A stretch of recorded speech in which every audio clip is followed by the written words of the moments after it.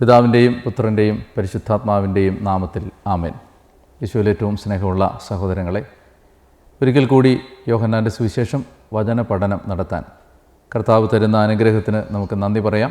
ദൈവത്തിൻ്റെ കരുണയ്ക്കും സ്നേഹത്തിനും പൂർണ്ണമായും നമ്മെ തന്നെ സമർപ്പിച്ചുകൊണ്ട് നാം പഠിച്ചുകൊണ്ടിരിക്കുന്ന യോഹന്നാൻ്റെ സുവിശേഷം 6-ാം അധ്യായത്തിൻ്റെ 16 മുതലുള്ള തിരുവചനത്തിലേക്ക് ഇന്ന് നാം പ്രവേശിക്കുകയാണ്.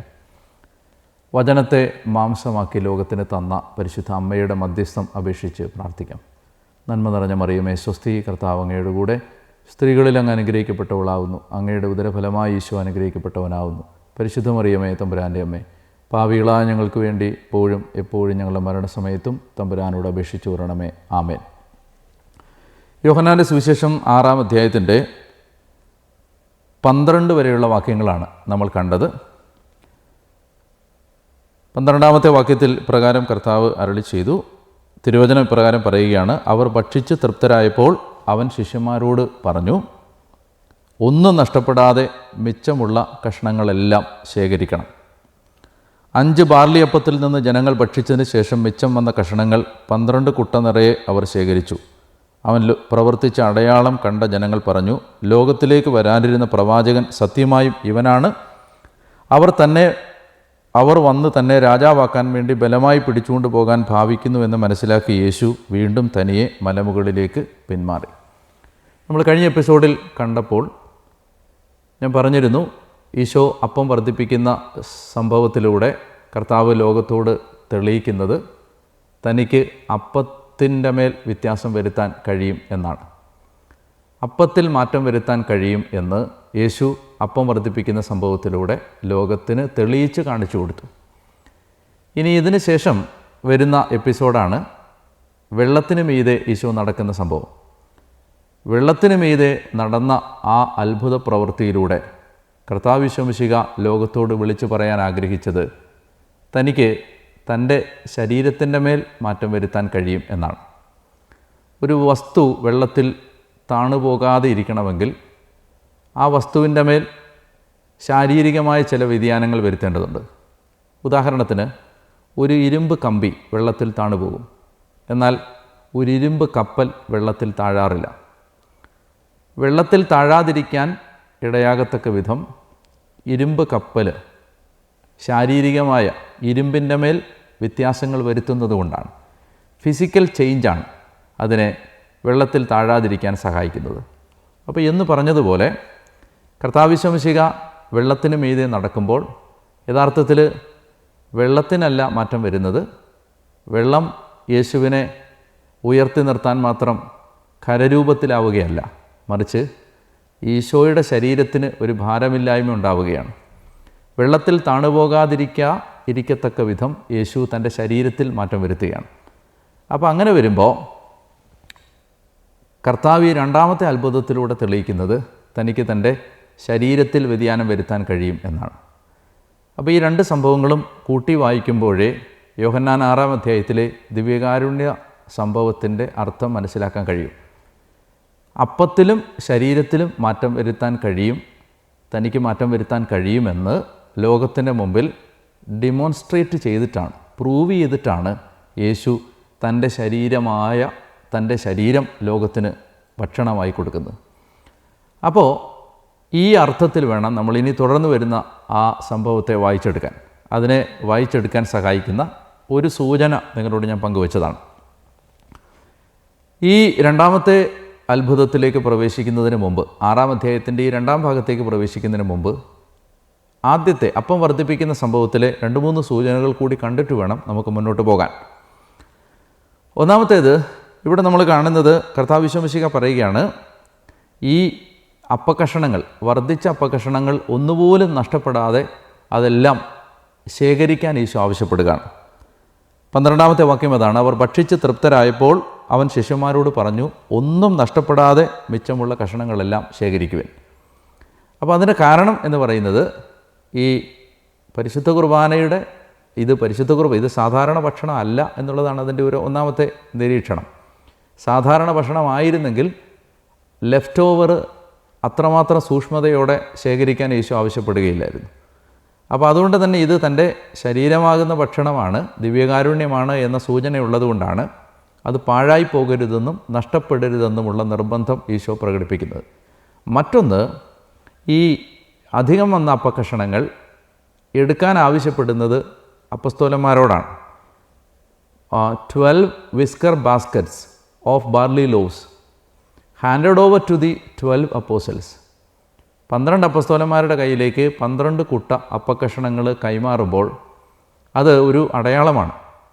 ആ അടയാളം എന്ന് പറയുന്നത് കർത്താവ് ഈശോമിശിഹ ഈ ദിവ്യകാരുണ്യമാകുന്ന സമ്മാനം തിരുസഭയാകുന്ന അപ്പസ്തോലിക സമൂഹത്തിൻ്റെ മേൽ കൈമാറുകയാണ്, തിരുസഭയ്ക്ക് കൈമാറിക്കൊടുക്കുകയാണ്.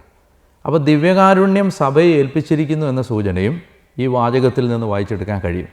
സഭയുടെ സ്വകാര്യ സ്വത്താണ് ദിവ്യകാരുണ്യം. ഞാനിത് ഇങ്ങനെ പറയാൻ കാരണം, ഈ അമേരിക്കയിലെ ഒക്കൽഹോമയിൽ സാത്താനാരാധകർ പരിശുദ്ധ കുർബാന തിരുവോസ്തി സഭയിൽ നിന്ന് മോഷ്ടിച്ചെടുത്ത് അത് തിരുവോസ്തി അപമാനിച്ച് സാത്താൻ സേവ നടത്താൻ ഉദ്യമിച്ച ഒരു സന്ദർഭം നിങ്ങൾ ഓർക്കുന്നുണ്ടാവും. നമ്മുടെ ഒരു കഴിഞ്ഞ ഒരു 7-8 കൊല്ലത്തിനിടയിൽ നടന്ന ഒരു സംഭവമാണത്. അപ്പോൾ അന്ന് ലോകം മുഴുവൻ വളരെ ദുഃഖിച്ചു. സാത്താൻ ടെമ്പിളുള്ള സ്ഥലമാണ് ഈ ഒക്കൽഹോമ.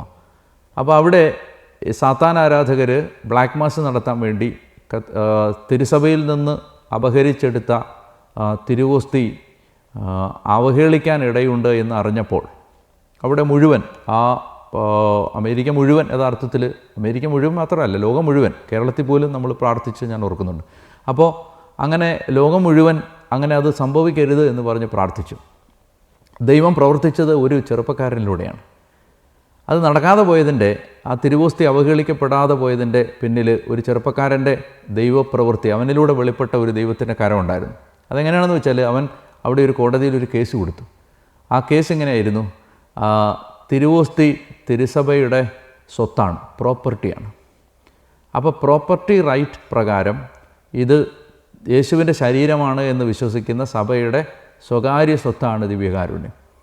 അപ്പോൾ അത് ഈ സാത്താൻ സേവക്കാരുടെ കയ്യിൽ വന്നാൽ ഒന്നുകിൽ അവരത് അപഹരിച്ചെടുത്തതാണ്, മോഷ്ടിച്ചെടുത്തതാണ്, അല്ലെങ്കിൽ ഇവർ ഇത് തിരുവോസ്തിയാണ്, ദിവ്യകാരുണ്യമാണ് എന്ന് പറയുന്നത് നുണയാണ്, ഇതൊരു സാധാരണ അപ്പമാണ്. രണ്ടാണെങ്കിലും അവർക്കെതിരെ കേസ് നിലനിൽക്കാൻ വ്യവസ്ഥയുണ്ട്. കേസുണ്ടാവും, അപഹരിച്ചെടുത്താലും കേസുണ്ടാവും, ഫേക്ക് ചെയ്താലും കേസുണ്ടാവും.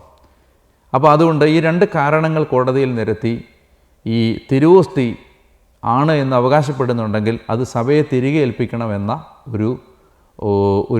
ഒരു വിധി ഈ ചെറുപ്പക്കാരൻ സമ്പാദിച്ചു. അങ്ങനെയാണ് അന്ന് ആ സാത്താൻ ആരാധന നടക്കാതെ പോയത്.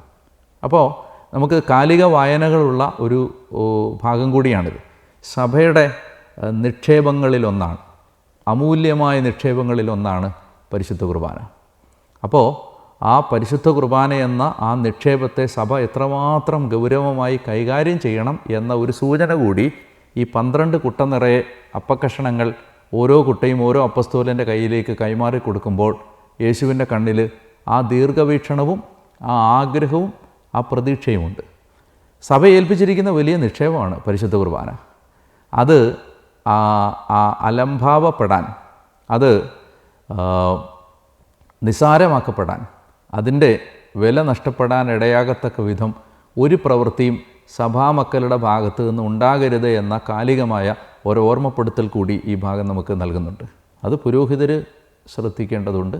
പുരോഹിതർ മാത്രമല്ല, മുഴുവൻ ദൈവജനവും ഓരോ ദിവ്യകാരുണ്യ അപ്പവും ഓരോ ദിവ്യകാരുണ്യ മേശയും മലിനമാക്കപ്പെടാതിരിക്കാനുള്ള ഒരു ദൈവികമായ പ്രേരണയും പ്രചോദനവും നൽകുന്ന ഒരു വാക്യം കൂടിയാണത്. ഈ അപ്പസ്തോലന്മാരെ 12 കുട്ട നിറയെ അപ്പക്കഷണങ്ങൾ ഏൽപ്പിച്ചു എന്നുള്ളത്. അപ്പോൾ അതാണ് ഒരു കാര്യം പങ്കുവെക്കാൻ ആഗ്രഹിച്ചത്. മറ്റൊന്ന്, ഇത് കഴിയുമ്പോൾ 14-ാമത്തെ വാക്യം ഇങ്ങനെയാണ്: ലോകത്തിലേക്ക് വരാനിരുന്ന പ്രവാചകൻ സത്യമായും ഇവനാണ് എന്ന് ഈ അടയാളം കണ്ട ജനങ്ങൾ പറയുകയാണ്. അപ്പോൾ യേശു പ്രവർത്തിച്ച ഈ അത്ഭുതം, ഈ മഹാത്ഭുതം കണ്ടു കഴിയുമ്പോൾ ജനം പെട്ടെന്ന് മനസ്സിലാക്കുകയാണ്, അതായത് ലോകത്തിലേക്ക് വരാനിരുന്ന പ്രവാചകൻ ഇവനാണ്. ഇത് നമ്മൾ മലയാളത്തിൽ വായിക്കുമ്പോൾ പ്രവാചകൻ എന്നല്ലേ, ഇപ്പോൾ ഇംഗ്ലീഷിൽ ദിസ് ഈസ് ദ പ്രോഫറ്റ് എന്നാണ്, ദ പ്രോഫറ്റ്. അങ്ങനെ ഒരു യഹൂദൻ പറയുമ്പോൾ അതിനൊരു പഴയ നിയമ പശ്ചാത്തലമുണ്ട്. അത് നിയമാവർത്തന പുസ്തകം 18-ാം അധ്യായം 15-ാമത്തെ വാക്യത്തിൽ, ഡ്യൂട്രോണമി 18:15, അവിടെ മോശ ഇങ്ങനെ പ്രവചിച്ചിട്ടുണ്ട്, എന്നെപ്പോലെ ഒരു പ്രവാചകൻ ഇനിയും വരും. അപ്പോൾ ആ പ്രവാചകൻ, അവൻ്റെ വാക്കുകളാണ് നിങ്ങൾ വിശ്വസിക്കേണ്ടത് എന്ന് മോശ നിയമാവർത്തനം 18-ൽ 15-ാമത്തെ വാക്യത്തിൽ പറഞ്ഞ ആ ദ പ്രോഫറ്റ്, വരാനിരിക്കുന്ന ആ പ്രവാചകൻ, ആ വലിയ പ്രവാചകൻ. അപ്പോൾ ആ സൂചനയാണ് ഇവിടെ പറയുന്നത്. മരുഭൂമിയിൽ അപ്പം വർദ്ധിപ്പിച്ച് കൊടുത്തു കഴിയുമ്പോൾ യേശുവിൻ്റെ ഈ അത്ഭുത പ്രവൃത്തി കണ്ട ജനം പറയുകയാണ്, മോശ പ്രവചിച്ച ആ വരുമെന്ന് മോശ പ്രവചിച്ച ആ വരാനിരുന്ന പ്രവാചകൻ ഇവനാണ് എന്ന് ജനങ്ങൾ പറയുകയാണ് ഈ അത്ഭുതം കണ്ടു കഴിയുമ്പോൾ. അപ്പോൾ യേശു മിശിഹായാണ് എന്ന് മനസ്സിലാക്കാനുള്ള ഒരു സൂചന കൂടിയാണ് യോഹന്നാൻ ഇതിനകത്ത് ഒളിപ്പിച്ചു വെക്കുന്നത്. മറ്റൊന്ന്, അത് കഴിയുമ്പോൾ ലോകത്തിലേക്ക് വരാനിരുന്ന പ്രവാചകൻ സത്യമായും ഇവനാണ് എന്ന് പറഞ്ഞിട്ട് അടുത്ത വാക്യം, അവർ വന്ന് തന്നെ രാജാവാക്കാൻ വേണ്ടി ബലമായി പിടിച്ചുകൊണ്ട് പോകാൻ ഭാവിക്കുന്നു എന്ന് മനസ്സിലാക്കിയപ്പോൾ യേശു വീണ്ടും മലയിലേക്ക് തനിയെ പിന്മാറി. ഇവിടെ കാണുന്ന ഒരു കാര്യം എന്താണെന്ന് വെച്ചാൽ, ഇപ്പോൾ ജനം അവൻ്റെ മേൽ ഒരു ആകർഷണം ഉണ്ടായിക്കഴിഞ്ഞു, ജനത്തിന് ആകർഷണം ഉണ്ടായിക്കഴിഞ്ഞു. അപ്പോൾ ജനം അവനെ ഇപ്പോൾ ഒരു അമൂല്യ വ്യക്തിയായി കണ്ടു കഴിഞ്ഞു. ഇനി അവരുടെ ആഗ്രഹം അവനെ നേതാവാക്കണം എന്നാണ്. ഈ റോമൻ പട്ടാളത്തിനെതിരെയും റോമൻ നിയമവ്യവസ്ഥയ്ക്കും ആധിപത്യത്തിനുമെതിരെയുമുള്ള കലാപ ആഹ്വാനവുമായി തങ്ങളെ നയിക്കാൻ ഉതകുന്ന ഒരു വിപ്ലവകാരിയായ നേതാവിനെ കാത്തിരുന്ന ഒരു ജനത്തിന് ഇപ്പോൾ ഒരു നേതാവിനെ കണ്ടുകിട്ടുകയാണ്. അത്ഭുതങ്ങൾ പ്രവർത്തിക്കുന്ന, ശൂന്യതയിൽ നിന്ന് അപ്പം വർദ്ധിപ്പിക്കുന്ന, ജനത്തെ കാര്യങ്ങൾ പ്രബോധിപ്പിക്കുന്ന, കരുത്തനായ, ഭയമില്ലാത്ത ഒരു നേതാവിനെ കാണുമ്പോൾ ജനം അവനെ രാജാവാക്കാൻ പിടിച്ചുകൊണ്ട് പോവാണ്. നമ്മൾ സാവധാനത്തിൽ മനസ്സിലാക്കേണ്ട അനേക കാര്യങ്ങൾ ഇതിനകത്തുണ്ട്. ഒരു പ്രധാനപ്പെട്ട കാര്യം എന്ന് പറഞ്ഞാൽ, ഇവർ എന്തുകൊണ്ടാണ് യേശുവിനെ രാജാവാക്കാൻ ആഗ്രഹിക്കുന്നത്? അവർക്ക് മനസ്സിലായി ഇതാണ് വരാനിരുന്ന പ്രവാചകൻ. അപ്പോൾ അവരാഗ്രഹിക്കുന്നത് ഈ പ്രവാചകൻ, ഈ രാജാവ്, ഈ നേതാവ് തങ്ങളെ റോമൻ അടിമത്വത്തിൽ നിന്ന് വിമോചിപ്പിക്കും. ഇതാണ് ജനത്തിൻ്റെ ആഗ്രഹം. ഇവിടെ യേശു അതിൻ്റെ ആ ടെംപ്റ്റേഷനിൽ നിന്ന്, ആ കെണിയിൽ നിന്ന്, ആ കുരുക്കിൽ നിന്ന്, ആ ചൂണ്ടക്കൊളുത്തിൽ നിന്ന് യേശു വഴുതി മാറുകയാണ്. എന്നിട്ട് അവൻ മലമുകളിലേക്ക് തനിയെ പിന്മാറുകയാണ്. അപ്പസ്തോലന്മാരെ പോലും കൂടെ കൂട്ടാതെ തനിയെ അവൻ മലമുകളിലേക്ക് മാറിപ്പോകുന്നു. എന്താണ് ഇവിടെ നമ്മൾ മനസ്സിലാക്കേണ്ടത്? ഇവിടെ ജനത്തിൻ്റെ ഇഷ്ടമനുസരിച്ചുള്ള ഒരു മിശിഹായാവുക എന്നുള്ളതാണ് ഇവിടുത്തെ യേശുവിൻ്റെ മുമ്പിലേക്ക് അവതരിപ്പിക്കപ്പെടുന്ന ടെംപ്റ്റേഷൻ. രാജാവാവുക. എങ്ങനെയുള്ള രാജാവ്? ജനം ആഗ്രഹിക്കുന്ന വിധത്തിലുള്ള ഒരു രാജാവ്. എന്നാൽ യേശു രാജാവാണ്. യേശു രാജാവായി പ്രഖ്യാപിക്കപ്പെടും. അത് ജനത്തിൻ്റെ ആഗ്രഹമനുസരിച്ചുള്ള ഒരു മിശിഹായല്ല, ജനത്തിൻ്റെ സ്വപ്നങ്ങൾക്ക് വിധേയമായ, സ്വപ്നങ്ങളുടെ ചുവട് പിടിച്ചുള്ള ഒരു മിശിഹായല്ല, മറിച്ച് യേശു രാജാവാകും, ദൈവ ഹൃദയപ്രകാരമുള്ള രാജാവ്. ഇത് ഞാൻ പറയുമ്പോൾ ഇത് യേശുവിൻ്റെ മുമ്പിലെ വലിയൊരു ടെംപ്റ്റേഷനായിരുന്നു. ജനം ആഗ്രഹിക്കുന്നത് പോലെയുള്ളൊരു നേതാവാവുക, ജനത്തിൻ്റെ സ്വപ്നങ്ങൾക്കും ഒരുപക്ഷെ ബലഹീനതകൾക്കും ഇഷ്ടങ്ങൾക്കും വിധേയമാകുന്ന ഒരു നേതാവായി മാറുക. ആ ടെംപ്റ്റേഷനെ, അതൊരു കെണിയാണ് എന്ന് യേശു തിരിച്ചറിയുകയാണ്. യേശു എന്ത് ചെയ്യുന്നു? യേശു അതിൽ നിന്ന് മാറിപ്പോവാണ്, മലമുകളിലേക്ക് പിന്മാറുകയാണ്. ഈ സഭയ്ക്കും അല്ലെ നമുക്ക് ഓരോരുത്തർക്കും ഈ ടെംപ്റ്റേഷനുണ്ട് നമ്മുടെ മുമ്പിൽ. എന്താണ്? ജനം ആഗ്രഹിക്കുന്നത് പോലെ ഒരാളായിട്ട് മാറുക. ജനത്തിനെപ്പോഴും ജനത്തിൻ്റേതായ ഭൗതികമായ ആഗ്രഹങ്ങളുടെ നിലപാടുകളുണ്ട്. ജനത്തിൻ്റെ ലോകപ്രകാരമുള്ള കാഴ്ചപ്പാടുകളുണ്ട്. ആൾക്കൂട്ടത്തിൻ്റേതായ ഒരു മനഃശാസ്ത്രമുണ്ട്. അപ്പോൾ അതനുസരിച്ചുള്ളൊരു നേതാവാവുക എന്നുള്ളത് നിങ്ങളുടെ പോപ്പുലാരിറ്റിയെ വർദ്ധിപ്പിക്കും, നിങ്ങളുടെ ജനപിന്തുണ അത് കൂട്ടും, മനുഷ്യർക്ക് നിങ്ങളോടുള്ള മമതയ്ക്കും സ്നേഹത്തിനും അനുഭാവത്തിനും അത് വർദ്ധിക്കുന്നതിന് അത് കാരണമാകും, നിങ്ങൾക്ക് പോപ്പുലാരിറ്റി ഉണ്ടാവും. പക്ഷേ he shun the popularity and he avoided the popularity. അവൻ ആ പിന്തുണ, ആ ജനത്തിൻ്റെ അകമ്പടിയും ആരവവും വേണ്ട എന്ന് വെച്ചുകൊണ്ട് മലമുകളിലേക്ക് പിന്മാറാം. നമുക്ക് സഭയ്ക്ക് ഇതേ ടെംപ്റ്റേഷൻ ഈ കാലഘട്ടത്തിലുണ്ട്. അതായത് ജനം ആഗ്രഹിക്കുന്ന വിധത്തിലുള്ള, അല്ലെങ്കിൽ ലോകം ആഗ്രഹിക്കുന്ന വിധത്തിലുള്ള, രാഷ്ട്രീയ പാർട്ടികൾ ആഗ്രഹിക്കുന്ന വിധത്തിലുള്ള, മറ്റു മതങ്ങൾ ആഗ്രഹിക്കുന്ന വിധത്തിലുള്ള ഒരു സഭയാവാനുള്ള ടെംപ്റ്റേഷൻ നമ്മുടെ മുമ്പിൽ എപ്പോഴും ഉണ്ട്. ദൈവം ആഗ്രഹിക്കുന്നത് പോലത്തെ ഒരു സഭയാവുക എന്നുള്ളതാണ് സഭയുടെ കോള്, പുരോഹിതരുടെ കോള്, സന്യസ്തരുടെ വിളി, ദൈവജനത്തിൻ്റെ വിളി, ഇടവകളുടെ വിളി, ദൈവം ആഗ്രഹിക്കുന്നത് പോലെ. അപ്പോൾ സൊസൈറ്റിയിൽ ഒരു പോപ്പുലാരിറ്റി ഉണ്ടാവുന്ന വിധത്തിലുള്ള ഇപ്പോൾ വേറെ ഏതെങ്കിലും ഒരു സാമുദായിക സംഘടന പോലെയോ വേറെ ഏതെങ്കിലും ഒരു രാഷ്ട്രീയ പാർട്ടി പോലെയുള്ള ഒരു സംവിധാനം ആവുക എന്ന ഒരു ടെംപ്റ്റേഷൻ നമ്മുടെ മുമ്പിൽ വളരെ വളരെ ആർത്തിയോടെ വാ പിളർന്ന് നിൽക്കുന്ന ഒരു ചെന്നായെ പോലെ നമ്മുടെ മുമ്പിൽ ഈ ടെംപ്റ്റേഷൻ നിൽപ്പുണ്ട്. അപ്പോൾ ഇതിനെ യേശു അതിജീവിക്കുന്നത് എങ്ങനെയാണ്? കർത്താവ് മലമുകളിലേക്ക് പിന്മാറുകയാണ്. ഇത് എല്ലാ പ്രലോഭനങ്ങളെയും നമ്മൾ നേരിടേണ്ടത് ദൈവത്തിൻ്റെ സ്വരം കേൾക്കാൻ ഉതകുന്ന ഒരു എൻവയോൺമെൻറ്റിലേക്ക് മാറി നിന്നുകൊണ്ടാണ്. ഈ ആരവത്തിനിടയിൽ ദൈവസ്വരം മിസ് ചെയ്യും. ഒരുപാട് ബഹളങ്ങൾക്കിടയിൽ ദൈവസ്വരം മിസ് ചെയ്യും. വലിയ ഒരു ആരവത്തിൻ്റെ നടുവിൽ നമുക്ക് ഒരിക്കലും കർത്താവിൻ്റെ ഹിതം മനസ്സിലാക്കാൻ പറ്റത്തില്ല. അപ്പോൾ അതുകൊണ്ട് യേശു എന്ത് ചെയ്യുന്നു? അവൻ ശിഷ്യന്മാരെ പോലും കൂടെ കൂട്ടുന്നില്ല. ഞാൻ ആലോചിച്ചിട്ടുണ്ട് എന്തുകൊണ്ടായിരിക്കും ഒരുപക്ഷെ ശിഷ്യന്മാരെ യേശു കൂടെ കൂട്ടാത്തത്. എന്തുകൊണ്ടായിരിക്കും? അതായത് ശിഷ്യന്മാരെ കൂടെ കൂട്ടിയാൽ the whole discussion is going to be എന്തിനെക്കുറിച്ചായിരിക്കും? അപ്പം വർദ്ധിപ്പിച്ചതിനെക്കുറിച്ച്. നീ വലിയ ആളാണ്, നീ അങ്ങനെ ചെയ്തു, ആളുകൾ അവിടെ ഈ അഭിപ്രായം പറയുന്നത് ഞങ്ങൾ കേട്ടു, അവിടെ നിന്നെക്കുറിച്ച് അവർ ഒരുപാട് നല്ല കാര്യങ്ങൾ പറഞ്ഞു. അപ്പോൾ the whole thing Jesus is going to miss the point. അത് പോകാൻ സാധ്യതയുണ്ടെന്ന് കർത്താവിന് മനസ്സിലായി. അതായത് ഇവർ ഇങ്ങനെ പറയും, ഇനി അപ്പം വർദ്ധിപ്പിച്ചതിൻ്റെ ഈ അമാനുഷിക സംഭവത്തിൻ്റെ ആന്തരിക അർത്ഥങ്ങളിലേക്കോ അല്ലെങ്കിൽ അതിൻ്റെ ഡീറ്റെയിൽസ് വിശദാംശങ്ങളിലേക്കോ എല്ലാം പിന്നെ ഇത് ദൈവസ്വരം കേൾക്കാൻ പറ്റാതാവും. അതുകൊണ്ട് അപ്പസ്തോലന്മാർ മറ്റ് സുവിശേഷത്തിൽ നമ്മൾ കാണുന്നത്, പ്രത്യേകിച്ച് മർക്കോസിലൊക്കെ നമ്മൾ കാണുന്നത് യേശു ശിഷ്യന്മാരെ മറുകരയ്ക്കുവാൻ നിർബന്ധിച്ചു എന്നാണ്. തൻ്റെ കൂടെ വരണ്ടാന്ന് കട്ട് ആൻഡ് റൈറ്റ് സ്ട്രെയിറ്റ് ആയിട്ട് അവരുടെ മുഖത്ത് നോക്കി പറഞ്ഞു, എൻ്റെ കൂടെ വരണ്ടാന്ന് പറഞ്ഞു. അപ്പോൾ അതെന്തുകൊണ്ടാണെന്ന് വെച്ചാൽ ഈ ദൈവഹിതം തിരിച്ചറിയണമെങ്കിൽ മനുഷ്യൻ ദൈവത്തോട് ഒറ്റയ്ക്കാവണം, ദൈവത്തിൻ്റെ അടുത്ത് ഒറ്റയ്ക്കാവണം, കർത്താവിൻ്റെ അടുത്ത് ഇരിക്കണം ദൈവഹിതം തിരിച്ചറിയാൻ. അല്ലാതെ ഒരു ബഹളത്തിനിടയിലോ ഒരു ആരവത്തിനിടയിലോ നമുക്ക് തിരിച്ചറിയാൻ പറ്റില്ല. അതാണ് ഒരു കാര്യം. അതിൽ നമ്മൾ മനസ്സിലാക്കേണ്ട ഒരു പ്രധാനപ്പെട്ട സംഗതി അതാണ്. മറ്റൊന്ന് നമ്മൾ മനസ്സിലാക്കേണ്ടത്, ഇവിടെ കർത്താവ് വിശ്വസിക്കുക എന്തിനാണ് തനിയെ മലമുകളിലേക്ക് പിന്മാറുന്നത്? ഞാൻ പലപ്പോഴും ആലോചിച്ചിട്ടുണ്ട്. അതായത് വിജയങ്ങൾ നമ്മളെ സന്തോഷിപ്പിക്കുകയല്ല, വിജയങ്ങൾ നമ്മളെ യഥാർത്ഥത്തിൽ ഭയപ്പെടുത്തണം. നമുക്കൊരു സക്സസ് ഉണ്ടാകുമ്പോൾ അത് നമ്മളെ ഭാരപ്പെടുത്തണം. ആ സക്സസ് കാരണം എന്തെന്നറിയാം, എല്ലാ വിജയങ്ങളുടെ അപ്പുറത്തും ഒരു അഹങ്കാരം കിടപ്പുണ്ട്. എല്ലാ വിജയങ്ങളുടെ അപ്പുറത്തും നമുക്ക് സ്വയം മഹത്വം എടുക്കാനുള്ള ഒരു ടെംപ്റ്റേഷൻ കിടപ്പുണ്ട്. അപ്പോൾ അതുകൊണ്ട് ആ വിജയങ്ങൾ നമ്മളെ ഭാരപ്പെടുത്തണം. സത്യം പറഞ്ഞാൽ വിജയങ്ങൾ നമ്മളെ അസ്വസ്ഥപ്പെടുത്തണം. കാരണം എന്താണെന്ന് വെച്ചാൽ ഇതിനപ്പുറത്തൊരു കെണി കിടപ്പുണ്ട്. ഇതിനപ്പുറത്ത് വലിയ വാ വളർന്ന് നിൽക്കുന്ന ഒരു സിംഹം നിൽപ്പുണ്ട്. അത് അഹങ്കാരമാണ്. ആ അഹങ്കാരം എന്ന സിംഹത്തെ നേരിടാൻ, അഹങ്കാരം എന്ന് പറഞ്ഞാൽ എന്താണ്? നമ്മൾ ഈ ദൈവത്തിന് കൊടുക്കേണ്ട മഹത്വം നമ്മൾ എടുക്കുന്നതിന് പേരാണ് പ്രൈഡ്. അല്ല, നമുക്കുള്ള കഴിവുകളെക്കുറിച്ചോ നന്മകളെക്കുറിച്ചോ ഒന്നും നമ്മൾ അതിൻ്റെ യാഥാർത്ഥ്യബോധത്തിൻ്റെ പേരല്ല അഹങ്കാരം. അയാൾക്ക് ഉള്ള കപ്പാസിറ്റികളെക്കുറിച്ച് തിരിച്ചറിയുന്നു, ബലഹീനതകൾ തിരിച്ചറിയുന്നു, അതിൻ്റെ പേരല്ല അഹങ്കാരം. മറിച്ച് ഈ ഗ്ലോറി എടുക്കുന്നതാണ്. എല്ലാ കാര്യത്തിൻ്റെയും മഹത്വം ദൈവത്തിനാണ്. കാരണം ബൈബിൾ കൃത്യമായിട്ട് പഠിപ്പിക്കുന്നു, എല്ലാ നല്ല ദാനങ്ങളും വരുന്നത് ദൈവത്തിൽ നിന്നാണ്. ദൈവം തരുന്നതാണ് എല്ലാ നല്ല ദാനങ്ങളും. അപ്പോൾ ആ നല്ല ദാനങ്ങൾ തരുന്ന ദൈവത്തിന് എല്ലാ കാര്യത്തിൻ്റെയും ക്രെഡിറ്റ് പോകേണ്ടതുണ്ട്, മഹത്വം കൊടുക്കേണ്ടതുണ്ട് ദൈവത്തിന്. മനുഷ്യൻ മഹത്വം എടുക്കാൻ പാടില്ല. യെശയ്യായിലൊക്കെ കർത്താവ് വ്യക്തമായിട്ട് പറയുന്നുണ്ട്, എൻ്റെ മഹത്വം ഞാൻ ആർക്കും കൊടുക്കില്ല. അപ്പോൾ ദൈവത്തിന് നൽകപ്പെടേണ്ട മഹത്വം ദൈവത്തിൽ നിന്ന് മനുഷ്യൻ അപഹരിക്കുന്നതിന് പേരാണ് അഹങ്കാരം. ഓരോ വിജയവും നമ്മളെ കാത്തു നിൽക്കുന്നത് ഇത്തരം ഒരു ചൂണ്ടക്കൊളുത്തുമായിട്ടാണ്. അപ്പോൾ അതുകൊണ്ട് തന്നെ യേശു എന്ത് ചെയ്യുന്നു? മലമുകളിലേക്ക് തന്നെ പിന്മാറുന്നു. അവൻ തനിയെ പിന്മാറി. അപ്പോൾ ഈ പ്രലോഭനത്തെ യേശു നേരിടുകയാണ്. അപ്പോൾ ഇത്രയും കാര്യങ്ങൾ 6-ാം അധ്യായത്തിൽ നിന്ന് കണ്ടുകൊണ്ട്, 6-ാം അധ്യായത്തിൻ്റെ ആദ്യ ഭാഗത്ത് നിന്ന് കണ്ടുകൊണ്ട് നമുക്ക് ഈ 2-ാം ഭാഗത്തേക്ക് കടക്കാം. യേശു വെള്ളത്തിന് മീതെ നടക്കുന്ന സംഭവത്തിലേക്ക് നമുക്കൊന്ന് കടക്കാം. അപ്പോൾ 6-ാം അധ്യായത്തിൻ്റെ 16-ാമത്തെ വാക്യം ഇങ്ങനെയാണ്: വൈകുന്നേരമായപ്പോൾ അവൻ്റെ ശിഷ്യന്മാർ കടൽക്കരയിലേക്ക് പോയി.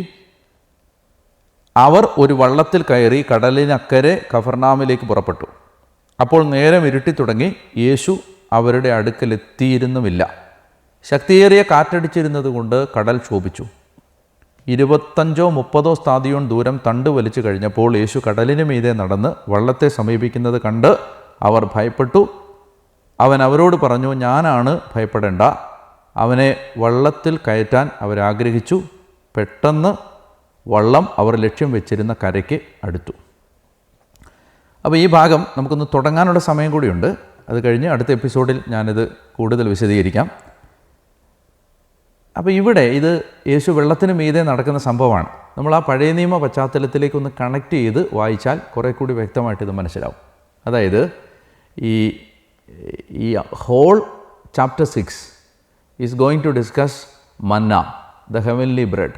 സ്വർഗത്തിൽ നിന്ന് ഇറങ്ങി വന്ന, സ്വർഗത്തിൽ നിന്ന് പിതാവായ ദൈവം വർഷിച്ച ആ ദൈവദൂതന്മാരുടെ അപ്പത്തെക്കുറിച്ച് പ്രതിപാദിക്കുന്ന ഭാഗമാണല്ലോ ഈ 6-ാം അധ്യായം. അപ്പോൾ അതുകൊണ്ട് തന്നെ ഈ മന്ന വർഷിക്കപ്പെട്ടത് മരുഭൂമിയിൽ വെച്ചാണ്. മരുഭൂമിയിൽ വെച്ച് മന്ന വർഷിക്കപ്പെട്ടത് യഥാർത്ഥത്തിൽ ഓർക്കണം, നമ്മൾ ചെങ്കടൽ ജനം കടന്നതിന് ശേഷമാണ്.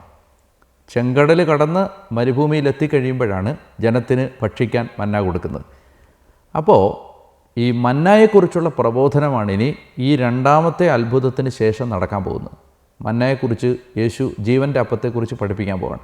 അപ്പം ജീവൻ്റെ അപ്പത്തെക്കുറിച്ചുള്ള ആ പ്രബോധനം യഥാർത്ഥത്തിൽ നൽകപ്പെടുന്നത് ഈ മരുഭൂമിയിൽ മന്ന വർഷിക്കപ്പെട്ട ഒരു പശ്ചാത്തലത്തിൽ നിന്നുകൊണ്ടാണ്. ആ പശ്ചാത്തലം കൂടി കണക്കിലെടുക്കണം ഇതിൻ്റെ അർത്ഥം മനസ്സിലാക്കാൻ. അപ്പോൾ എന്താ ഇത്? ചെങ്കടൽ കടന്ന് അക്കരെ എത്തിക്കഴിയുമ്പോഴാണ്. മന്നയെക്കുറിച്ച് ഇവിടെയും പുതിയ നിയമത്തിലും യോഹന്നാൻ്റെ സുവിശേഷത്തിലും ഈ ജീവൻ്റെ അപ്പത്തെക്കുറിച്ചുള്ള പ്രബോധനം ഈ കടൽ കുറുകെ കടന്ന് യേശു കടലിന് മീതെ നടന്നതിന് ശേഷമാണ് മന്നയെക്കുറിച്ചുള്ള പ്രബോധനം. ആ കണക്ഷൻ ഈ 2 സംഭവങ്ങൾ തമ്മിൽ ഉണ്ട് എന്നത് ഒരു സൂചനയായിട്ട് പറയാൻ ആഗ്രഹിക്കുന്നു. അതാണ് ഒരു കാര്യം. ഇത് ശരിക്കും മന്നയെക്കുറിച്ചുള്ള പ്രബോധനത്തിൻ്റെ പ്രിപ്പറേഷനാണ് ഈ വെള്ളത്തിന് മീതെ നടക്കുന്നത്. അപ്പോൾ മാത്രമല്ല, ഇവിടെ ചില വാക്കുകൾ ചെങ്കടൽ കടന്നതുമായിട്ട് ബന്ധപ്പെടുത്തി വായിക്കാനും പറ്റും. ഉദാഹരണത്തിന്, ശക്തിയേറിയ കാറ്റടിച്ചിരുന്നത് കൊണ്ട് കടൽ ക്ഷോഭിച്ചു. The sea rose because of a strong wind. അപ്പോൾ ആ വിൻഡ് ബ്ലോ ചെയ്തതുകൊണ്ടാണ് കടൽ ഉയർന്നത്. അങ്ങനെയാണ്, ഇംഗ്ലീഷ് കുറച്ചുകൂടെ കൃത്യമാണ്. അപ്പോൾ കടൽ ഉയർന്നത്, കടൽ ക്ഷോഭിച്ചത് കാറ്റടിച്ചത് കൊണ്ടാണ്. അപ്പോൾ യഥാർത്ഥത്തിൽ ഈ ചെങ്കടൽ വിഭജിക്കപ്പെടുന്ന സമയത്തും ഇത് തന്നെ നമുക്ക് കാണാൻ പറ്റും. അതായത് ഈ കടൽ 2ആയി വകഞ്ഞ് മാറുന്നത് അവിടെ നമ്മൾ വായിക്കുന്നുണ്ട്. പുറപ്പാട് 15 കടൽ 2ആയി വകഞ്ഞ് മാറ്റപ്പെടുന്നത്, വഴി വെട്ടപ്പെടുന്നത് ഒരു കിഴക്കൻ കാറ്റ് രാത്രി മുഴുവൻ അടിച്ചതുകൊണ്ടാണ്. അപ്പോൾ ഈ പാരലലിസം കാണാൻ പറ്റും. ചെങ്കടൽ കടന്ന സംഭവവും യേശു കടലിന് മീതെ നടക്കുന്നതും തമ്മിലുള്ള ഒരു താരതമ്യ വായന യോഹന്നാൻ ഇത് എഴുതുമ്പോൾ അദ്ദേഹത്തിൻ്റെ ഹൃദയത്തിൽ ഉണ്ടാവുന്നുണ്ട്. അത് എന്തുകൊണ്ടായിരിക്കും അങ്ങനെ ഈ കണക്ട് ചെയ്യുന്നത്? പഴയ നിയമത്തിലെ ചെങ്കടൽ കടക്കുന്നതും യേശു വെള്ളത്തിന് മീതെ നടക്കുന്നതും ഈ ചെങ്കടൽ കടന്നു കഴിയുമ്പോഴാണ് ജനത്തിന് മനസ്സിലാവുന്നത് തങ്ങളുടെ ദൈവം ആരാണെന്ന്. ആ ദൈവത്തിൻ്റെ ദൈവത്വവും അവിടുത്തെ അപരിമേയ ശക്തിയും സർവാധിപത്യവും ജനം തിരിച്ചറിയുന്നത് ചെങ്കടൽ കടക്കുമ്പോഴാണ്. ചെങ്കടലിൻ്റെ അക്കരെ ഈജിപ്തിൽ നിന്ന ജനമല്ല, ചെങ്കടലിൻ്റെ ഇക്കരെ ആ ജനത്തിൻ്റെ ദൈവബോധം മാറി, ജനത്തിന് ദൈവത്തെക്കുറിച്ചുള്ള കാഴ്ചപ്പാട് മാറി. ഇപ്പോൾ ഇവിടെയും യേശു കടലിന് മീതെ നടന്നു കഴിയുമ്പോൾ ശിഷ്യന്മാർക്ക് യേശുവിൻ്റെ ദൈവത്വം മനസ്സിലാവുകയാണ്. യേശു ദൈവമാണെന്ന് പ്രകടമായിട്ട് ഈശോ ഇനി പറയാൻ പോവാണ് ഈ ഭാഗത്ത്. അപ്പോൾ ഇതാണ് അതിനകത്തെ ആ താരതമ്യത്തിൻ്റെ പിന്നിലെ യോഹന്നാൻ ഉപയോഗിക്കുന്ന ആ ജ്ഞാനം. അതാണ് യേശുവിൻ്റെ ദൈവത്വം. ചെങ്കടൽ പിളർന്ന, ചെങ്കടൽ കുറുകെ കടക്കാൻ സഹായിച്ച അതേ ദൈവമാണ് കർത്താവായ യേശു ക്രിസ്തു എന്ന് യോഹന്നാൻ പ്രഖ്യാപിക്കുകയാണ്. ഇത്രയും കാര്യങ്ങൾ സൂചിപ്പിച്ചുകൊണ്ട് ഈ എപ്പിസോഡ് ഞാൻ അവസാനിപ്പിക്കുകയാണ്. നമുക്ക് ഇതിനെ തുടർന്നുള്ള കാര്യങ്ങൾ അടുത്ത എപ്പിസോഡിൽ കാണാം. കൂടുതൽ താല്പര്യത്തോടെ ദൈവവചനം പഠിക്കാൻ നിങ്ങൾ അടുത്ത് വരുന്നതിന് ഞാൻ ദൈവത്തിന് നന്ദി പറയുന്നു. ദൈവം നിങ്ങളെല്ലാവരെയും അനുഗ്രഹിക്കട്ടെ എന്ന് പ്രാർത്ഥിക്കുന്നു. നിങ്ങൾ എവിടെയായിരുന്നാലും ഈ സമയത്ത് കർത്താവിൻ്റെ കരുണയും സ്നേഹവും നിങ്ങളുടെ കൂടെ ഉണ്ടാവട്ടെ. പിതാവിൻ്റെയും പുത്രൻ്റെയും പരിശുദ്ധാത്മാവിൻ്റെയും നാമത്തിൽ ആമേൻ.